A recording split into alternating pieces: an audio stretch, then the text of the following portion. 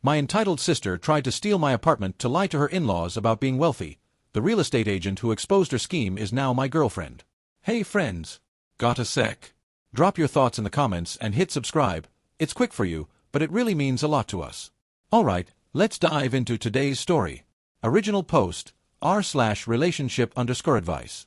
I, 31M, cannot believe I'm writing this, but I need outside perspective because my family is making me feel like I'm losing my mind. My younger sister Harper, 27F, just asked me to do something so ridiculous that I'm still processing whether this actually happened. Let me give you some background first. I'm a software engineer who's been working at the same tech company for 8 years. I've been fortunate enough to do well financially, and 3 years ago, I bought my dream apartment, a 2-bedroom modern loft in downtown Seattle with floor-to-ceiling windows and a view of the water. It's not massive, about 1,400 square feet, but it's in a great location and I've put a lot of work into making it exactly how I want it. Harper works in marketing and lives in a studio apartment about 20 minutes outside the city. It's a nice enough place, maybe 450 square feet, but she's always complained about the size. She got engaged 6 months ago to Brad, who seems like a decent guy. He's an accountant at a mid-size firm, pretty quiet, always been polite to me. So here's where things get insane. Harper called me yesterday and asked if we could have lunch because she needed to discuss something important about the wedding. I figured she wanted me to help with costs or maybe be a groomsman, so I said sure. We meet at this cafe downtown, and after some small talk, she drops this bomb. Mason, I need you to do me a huge favor. I want us to trade apartments until after the wedding. I literally laughed because I thought she was joking. She wasn't. She explained that Brad's family is very successful. His dad owns a chain of hardware stores, and she's been telling them she lives in a luxury downtown apartment. Apparently, they're coming to visit next month, 2 months before the wedding, and she wants to host them at MY Place while pretending it's hers. But here's the kicker, she doesn't just want to use it for the visit. She wants us to actually trade apartments for the next 3 months so she can maintain the image through all the pre-wedding events. Harper, that's insane, I told her. Why would I move into your studio when I own my apartment? She got this manipulative look and said, because you're my brother and you want me to be happy? Brad's family already thinks I'm not good enough for him. His mom made a comment about me being a working girl, like it's 1952. If they see where I actually live, they'll convince Brad to call off the wedding. I asked why she couldn't just be honest with Brad and his family. She said I wouldn't understand, because I've never had to fight for someone above my league. Above her league? Brad is a nice guy, but he's not some prince. He drives a Toyota Camry and wore the same suit to the last 3 family dinners. I told her absolutely not, and she started crying in the restaurant, saying I was sabotaging her happiness, and that family is supposed to support each other. She actually said, it's not like you're using both bedrooms anyway since you're single. That stung, not going to lie. I've been single for about a year after my last relationship ended, but that's not the point. She then tried to sweeten the deal by saying she'd pay my utilities for those 3 months. My utilities? For my apartment that I'd be letting her live in, while I squeeze into her studio that barely fits a queen bed and a couch. The conversation ended with her storming out after calling me selfish. My mom called me an hour later saying Harper was devastated, and that it wouldn't kill me to help my sister during the most important time of her life. My dad texted me saying, happy wife, happy life, just think about it. Even my brother Thomas, 29M, messaged me saying, dude, just let her use it for the family visit at least. But here's what really gets me, this isn't about one visit. She wants 3 months. That's moving all my stuff, changing my entire life. My commute would go from 10 minutes to 45 minutes. Also, she can pretend to be someone she's not. And what happens after the wedding? Does she think Brad will never find out? Is she planning to fake her entire marriage? My best friend Zoe thinks Harper has lost her mind. She's actually a real estate agent and said if Harper is that concerned, she could help her find a short-term rental that would impress the in-laws without this elaborate lie. But when I suggested this to Harper via text, she said, I don't want to waste money on rent when you have a perfectly good apartment. I'm not trying to be a bad brother. I've always been there for Harper. I helped her through college, lent her money when her car broke down, even let her crash at my place for 2 months when she was between apartments 2 years ago. But this feels different. This feels like she's asking me to enable a massive lie that's going to blow up in her face eventually. The wedding is in 3 months. Brad seems like a reasonable guy who loves Harper for who she is. I've seen them together, and he doesn't strike me as someone who cares about material things. He wore sneakers to a wine tasting, for God's sake. Am I being unreasonable? Should I just suck it up and trade apartments to keep the peace? Part of me thinks this is insane, but everyone in my family is acting like I'm the villain for not immediately agreeing to uproot my life for 3 months. What would you do? Update 1, posted 1 week later. Wow, I didn't expect my post to blow up like this. Thank you to everyone who confirmed I'm not crazy. Your comments gave me the confidence to stand firm on my decision. But I have an interesting update that took an unexpected turn. After reading all your comments, I decided to maintain my boundary. I texted Harper a firm but polite message saying I loved her but wouldn't be trading apartments, though I'd be happy to help her find other solutions. She didn't respond for 3 days. Then something interesting happened. Remember my friend Zoe, the real estate agent? She called me Thursday night. "Mason, don't be mad," she started, which is never a good sign. Apparently, Zoe had reached out to Harper directly. She said she couldn't stand watching the situation unfold and wanted to help. At first, I was annoyed. This wasn't her business to get involved in. But then she told me what happened. Zoe had invited Harper for coffee and basically staged an intervention. She told Harper that she'd been in real estate for 7 years and had seen dozens of couples break up over lies about money and lifestyle. She shared a story about a client who had faked owning a house to impress his fiancé's family, only for the truth to come out at the wedding when the real homeowner, his landlord, showed up as a guest of the bride's family. The marriage lasted 3 months. Harper apparently got defensive at first, saying Zoe didn't understand the pressure she was under. But Zoe kept pushing. She asked Harper, "What's your plan for after the wedding? Are you going to fake where you live forever? What happens when Brad wants to go home to your apartment?" Then Zoe offered something I didn't expect. She told Harper she'd personally help her find an apartment upgrade within her budget. Not for free, Harper would pay normal commission if she found something, but Zoe would put in extra effort to find something before Brad's parents visited. "Your brother's apartment isn't the solution," Zoe told her. "The solution is finding a place you can actually afford that you're not ashamed of." Harper called me crying after that coffee meeting. But for the first time, it wasn't manipulative crying. She admitted she'd been spiraling about the wedding and Brad's family. His mom had made several comments about Harper's job, her background, we grew up middle class while Brad's family had money, and even her Instagram posts being too casual for someone joining their family. "I just wanted them to respect me," Harper said. "But Zoe's right.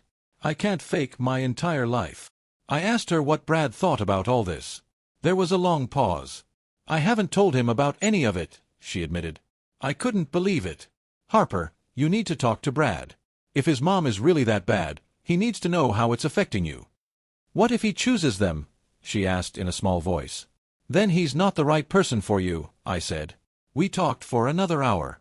I told her about my ex, Jessica, and how her family had always made me feel like I wasn't good enough because I didn't come for money. I spent so much energy trying to impress them that I lost sight of who I was. When we eventually broke up, Jessica admitted she'd been defending me to her family the whole time, but I'd been so focused on their approval that I hadn't noticed she'd already chosen me.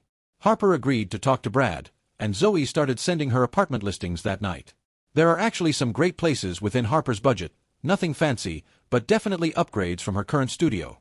1 bedrooms with actual kitchen space, some with in-unit laundry, one even has a small balcony. My mom called me the next day. Harper had told her everything, including Zoe's intervention. "I'm sorry," Mom said. "I shouldn't have pressured you. Harper's lucky to have a brother who loves her enough to say no when she needs to hear it." The plot twist. My dad called Zoe directly to thank her. "That took guts," he told me later. "Your friend's got backbone." Brad's parents are still visiting next month. Harper's looking at 3 apartments this weekend with Zoe. She's nervous about telling Brad everything, but she promised she would before signing any lease. I'm still processing how I feel about Zoe inserting herself into this situation. On one hand, it wasn't her place. On the other hand, she might have saved Harper from making a massive mistake. She definitely saved me from 3 months of family drama. We'll update again after Harper talks to Brad and the apartment hunt concludes. Update 2, posted 3 weeks later. This might need to be my final update because the situation has taken several turns I never expected. Buckle up, because this gets interesting. First, Harper talked to Brad the day after my last update. She told him everything: the pressure from his mom, her apartment insecurity, the insane plan to swap apartments with me, even Zoe's intervention. Brad's reaction? He was furious at his mother. Turns out, Brad had no idea his mom had been making those comments to Harper. His mom had been specifically waiting until he was out of the room to make her little digs. Brad called his mom immediately, and Harper said she'd never heard him that angry. He told his mother that if she couldn't respect his future wife, she wouldn't be welcome at the wedding. But here's where it gets more interesting. Brad confessed something to Harper. He'd been having his own doubts about the relationship, but not for the reasons Harper feared. He'd noticed Harper becoming more and more focused on material things since the engagement. She'd been dropping hints about needing a luxury car, talking about designer items, and he'd overheard her telling her friends that she was marrying up. "I fell in love with a girl who wore paint-covered jeans to our first date because she'd been helping her brother paint his apartment," Brad told her. "Not this person who seems obsessed with looking wealthy." They had a long, honest conversation about their relationship and expectations. Brad comes from money but lives modestly by choice. His parents' wealth actually made him uncomfortable growing up, and he'd deliberately chosen a middle-class lifestyle. The Toyota Camry. He could afford a BMW but doesn't want one. His simple suits. A conscious choice. Meanwhile, Zoe had been working overtime on the apartment hunt. She found Harper an amazing deal, a one-bedroom apartment in a building where she had another client backing out of a lease. It's in a better neighborhood than Harper's current place, has a real kitchen, in-unit washer/dryer, and even a small home office space. The rent is only $200 more than her current studio because the landlord wanted to fill it quickly. Harper signed the lease last week. Brad helped her move, and his parents did visit to the new apartment. Harper was honest about just moving in, and Brad's dad actually complimented her on finding such a good deal in this market. His mom. She brought a housewarming plant and apologized for her previous behavior, admitting she'd been projecting her own insecurities about not coming from money herself onto Harper. Plot twist number 1. During the move, Brad pulled me aside. "Thank you for not enabling her lie," he said. "If you'd swapped apartments, I might have lost the real Harper forever." He admitted he'd been close to calling off the engagement, not because of Harper's apartment, but because he was watching her become someone he didn't recognize. Plot twist number 2. Remember how Zoe went above and beyond to help? Well, she'd been texting me updates throughout the apartment hunt, and we ended up grabbing dinner after she closed the deal. One dinner turned into 3 dinners, and last night, she kissed me. I didn't see it coming. Zoe and I have been friends for 4 years, ever since she helped me buy my apartment. She's beautiful, smart, successful, basically out of my league, and I'd firmly friend-zoned myself years ago. But she told me she's had feelings for me for a while. When you stood up to Harper, even with your whole family against you, it reminded me why I fell for you in the first place, she said. You have integrity. Do you know how rare that is? We're taking things slow, but I'm honestly excited about where this might go. The funny thing is, Harper's already claiming credit for getting us together. If I hadn't had my crisis, you two would still be pretending to just be friends, she said. The wedding is next month, and the whole apartment swap drama feels like a distant memory. Harper and Brad are in couples counseling to work through their communication issues and make sure they're getting married for the right reasons. Their counselor has them doing exercises about values alignment and financial expectations. My family dynamics have shifted too. My parents apologized properly for taking Harper's side without considering what she was really asking of me. My brother Thomas admitted he only backed Harper because his wife was on his case about it, and he's now dealing with his own issues about standing up to his spouse. The unexpected hero in all this? Zoe. She saw a problem and fixed it in a way that helped everyone. Harper got a better apartment she can actually afford. Brad and Harper's relationship is stronger because they're being honest with each other. And I might have gotten the best outcome of all. Final update. Posted 2 months later. I know I said the last update would be final, but so much has happened that I had to share one more. The wedding was last weekend, and the journey to get there was nothing like any of us expected. First, let me address what everyone's been asking about, Zoe and me. We're officially together, and it's been incredible. Dating someone who's been your friend first is like cheat-coding a relationship. She already knew all my flaws, my bad habits, my family drama, and she chose me anyway. We had our first real argument last month about where to spend Thanksgiving. Her family's in California, mine's here. And we resolved it in about 20 minutes because we actually know how to communicate with each other. The surprise. Harper asked Zoe to be a bridesmaid. After everything that happened, they'd grown close. Zoe had continued helping Harper even after the apartment situation was resolved, giving her advice on dealing with Brad's family and even going wedding dress shopping with her when our mom got sick and couldn't go. 2 weeks before the wedding, Brad's mom threw an absolute curveball. She showed up at Harper's apartment unannounced with a family heirloom, a diamond necklace that had belonged to Brad's grandmother. She told Harper that she'd been wrong to judge her and that watching Harper stand up for herself and her relationship had earned her respect. I was you 40 years ago, she admitted. Brad's father's family had money, and I was a nobody from the wrong side of town. I spent so many years trying to be someone I wasn't that I almost lost myself completely. When Brad told me what I'd been doing to you, I was horrified. I'd become the very person who made my life miserable when I was young. The wedding itself was perfect in its imperfection. Harper had originally planned this massive, expensive affair that would have put them in debt for years. After their counseling and honest conversations, they scaled it way back.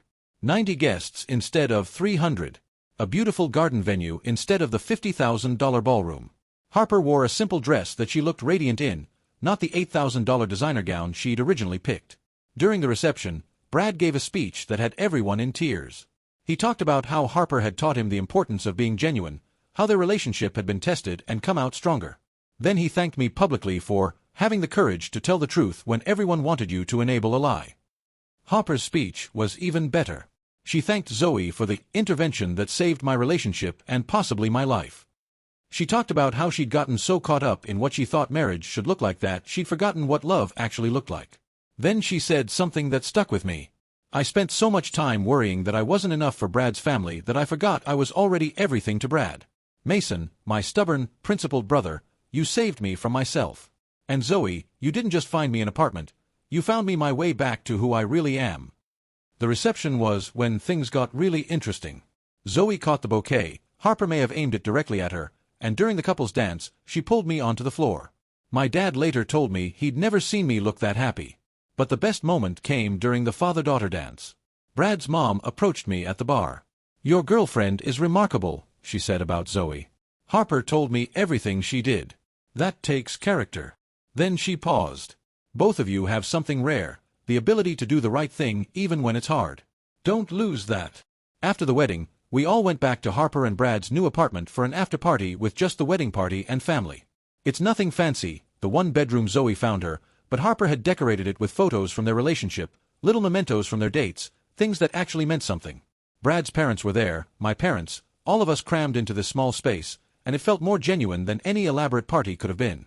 At one point, I found myself on the tiny balcony with Brad. Thank you, he said again.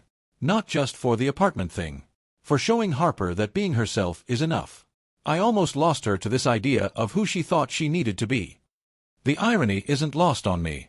Harper wanted my apartment to impress Brad's family. She ended up in a smaller place but with stronger relationships with everyone, including Brad's parents. She wanted to project success but found it by being honest about her struggles. Zoe and I are planning to move in together next month. Not into my apartment. We're actually getting a new place together, starting fresh. Harper joked that she should get a finder's fee since she brought us together, and honestly, she's not entirely wrong. My mom pulled me aside at the wedding and said something I'll never forget. You could have made things easier by giving in, but you made them better by standing firm. That's the difference between being nice and being kind. Looking back, that insane request to swap apartments was the best thing that could have happened to all of us. Harper and Brad have a foundation built on honesty. Zoe and I found each other in a new way. Even Brad's mom had a breakthrough about her own behavior. Sometimes the best thing you can do for someone is refuse to enable their worst impulses. Harper thanked me in her wedding card to me. She wrote, "Thank you for loving me enough to let me fail, and for being there to help me get back up. P.S. Zoe's a keeper. Don't mess this up." I don't plan to. Zoe's teaching me that integrity isn't just about standing firm. It's also about knowing when to reach out and help, even when it's not your responsibility. She saw Harper struggling and didn't just judge from the sidelines. She got involved and made a difference. Last night, Zoe and I were at my apartment for now, looking at places online for our move-in. She turned to me and said, "You know, if Harper hadn't had her crisis, we might never have gotten together. So you're saying I should thank her for trying to steal my apartment?" I joked. I'm saying sometimes the worst situations bring out the best in people. You showed me who you really are when your family was pressuring you. That's when I knew. Knew what? That you were worth the risk. So there you have it. My sister tried to trade apartments with me for 3 months to impress her in-laws. Instead, she got a better apartment she could afford, a stronger relationship with her husband, acceptance from his family, and accidentally played matchmaker for me and my best friend. Life's funny that way. To everyone who told me to hold my ground, thank you. To those who said Brad deserved the truth, you were right. And to the few who suggested Zoe might have feelings for me, I should have listened sooner. Sometimes the best plot twists are the ones you never see coming.